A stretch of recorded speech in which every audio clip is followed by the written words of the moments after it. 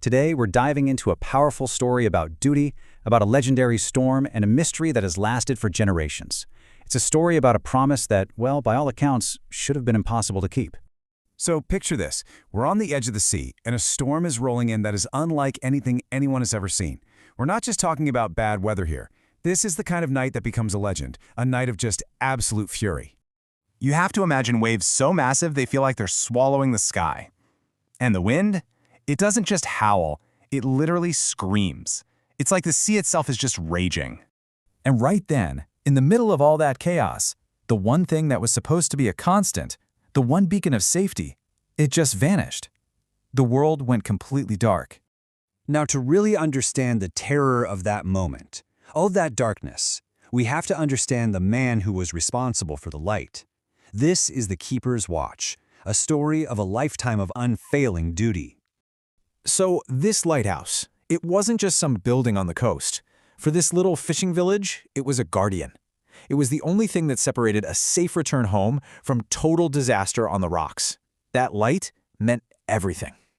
And the man at the heart of it all, that was Elias, an old man who chose a solitary life with this one immense responsibility. Every single night, his only job was to make sure that great lamp cut through the darkness. And the trust people placed in him was just absolute. The villagers, the sailors out on the water, their entire world was built around one simple, unshakable fact. Elias never failed. Ever. Not once in his whole life. His reliability was their foundation. Which of course brings us right back to that one night when all those decades of trust were about to be put to the ultimate test. A terrible storm was here, and the sea began to roar.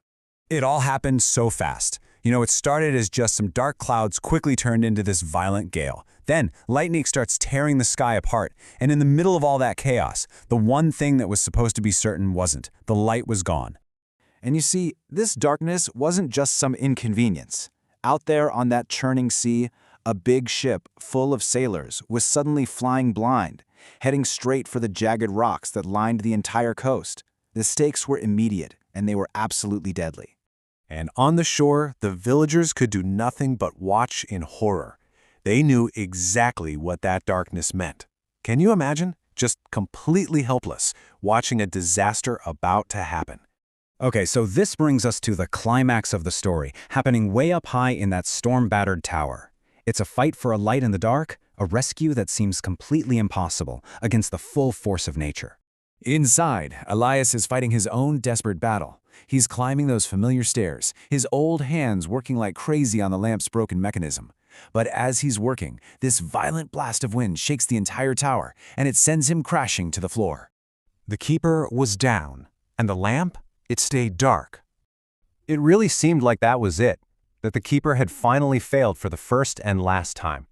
The ship was still out there, sailing blind toward the rocks. Was it doomed? But then, something happens that just shouldn't be possible. Out of the complete darkness, a single flicker, then another, and then suddenly, the lamp just roars back to life, its powerful beam cutting right through the storm again. It was a miracle. The ship was saved. But the next morning, as the sun came up on this battered coastline, that feeling of relief started to give way to a really deep, profound question. And it was all sparked by what the villagers found inside that lighthouse. When they were finally able to get up to the tower, they found Elias. The old keeper, the one man who had never, ever failed them, had passed away right there on the stairs during his final struggle with the storm. And this is the paradox at the very heart of this story. The facts just didn't add up. Elias was gone, and when they checked the lamp, the mechanism was completely shattered, broken beyond any repair. So, who turned the light back on? How? This is that impossible moment where history ends and a legend begins. So where does that leave us? Well, it brings us to the story's real conclusion, which isn't about answers, but about legacy. This is the final promise, a legacy that you could say shines forever. Weeks later, the captain of the ship that was saved came back to the village. And his words, they put everything into stark perspective. He made it clear that the light's return wasn't just helpful, it was everything. One more minute of darkness, he said, and every single one of them would have been lost. And so two beliefs sort of grew out of that night. The first one is logical, right? That it was a freak accident. The storm, a 1 in a million chance, somehow jolted the broken machine back to life. But the second belief, that's the one that became the legend. It's the belief that Elias had a sacred trust, a final promise to keep, and that not even death itself was going to stop him.